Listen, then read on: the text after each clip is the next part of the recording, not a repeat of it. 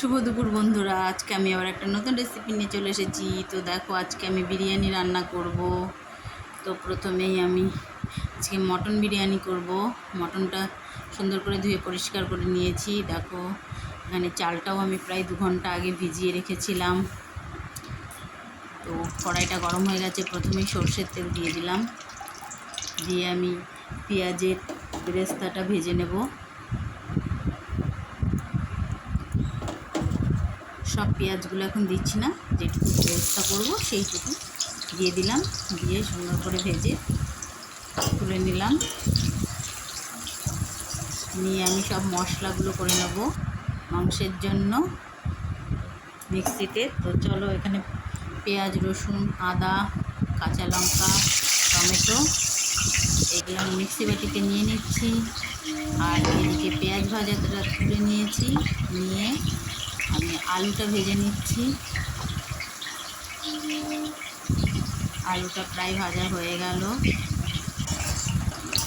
এবার আলুটা আমি তুলে নেব।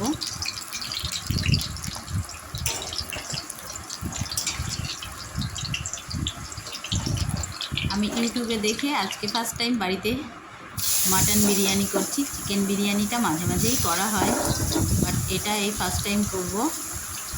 জানি না কেমন হবে। তো এইদিকে আমি আলুটা তুলে আবার পেঁয়াজগুলো দিয়ে দিয়েছি। দিয়ে এবার আমি মাটনটা দিয়ে দিচ্ছি। দিয়ে সব মশলাপাতি দিয়ে দেবো। হলুদ, মশলার যেটা করেছিলাম পেঁয়াজ, রসুন, আদা, টমেটো পেস্ট, ওটাও দিয়ে দেবো। দিয়ে একটু ভালো করে কষিয়ে নেব।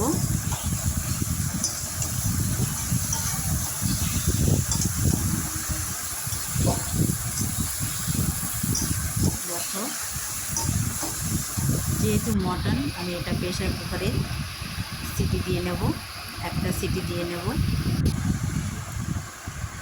সব মশলা দেওয়া হয়ে গেছে। এবারে আমি একটু ভালো করে নাড়াচাড়া করে কষিয়ে নিচ্ছি। সাথে টক দইটাও দিয়ে দিলাম।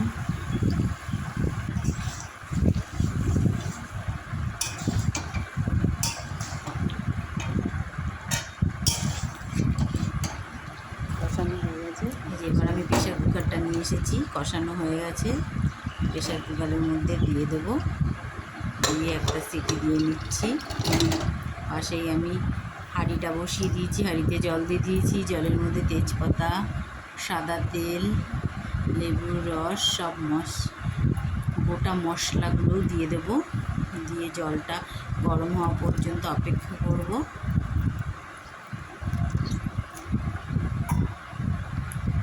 এবার আমি জলটা গরম হয়ে গেছে, চালটা দিয়ে দেব।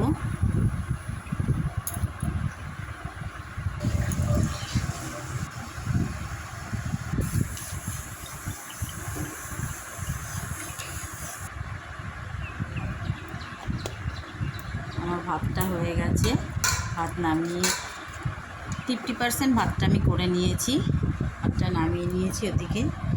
নিয়ে আমি এই ডেচকিটাতে বিরিয়ানিটা করব, তাই এটাতে ঘিটা মাখিয়ে নিচ্ছি সুন্দর করে। এবার ভাতটা দিয়ে দেবো। প্রথম লেয়ারেই হালকা করে ভাতটা দিয়ে দিলাম।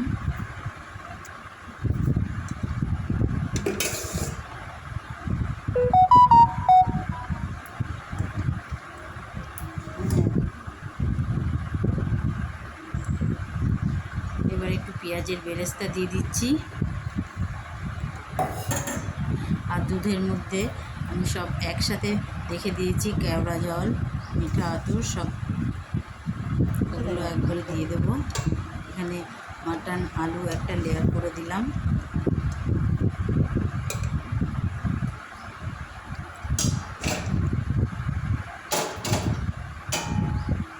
এবার আবার ভাতটা দিয়ে দেবো আর একবার।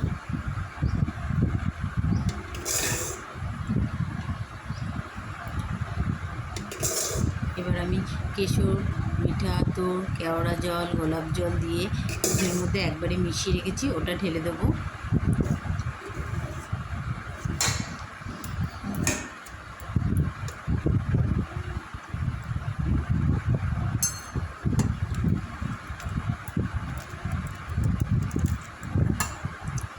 বিরিয়ানি মশলাটা দিয়ে দিলাম।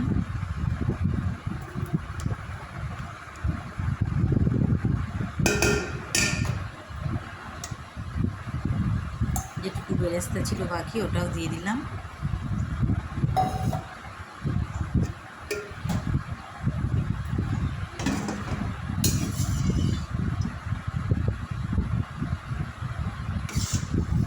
এবার যেটুকু মাংস বাকি ছিল সেটাও দিয়ে দিচ্ছি।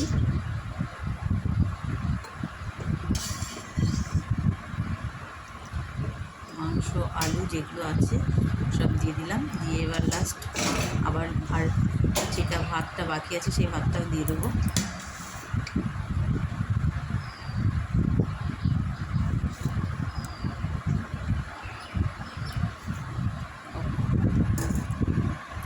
এটার মধ্যে অল্প একটু আছে, তাই ভাবলাম এটা দিয়েই দিই, শিশিটা ফেলেই দিতে হবে।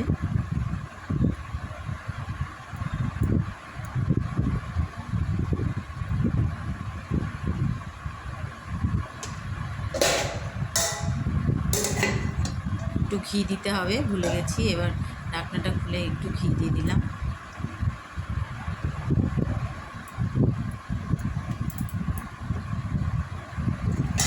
চলো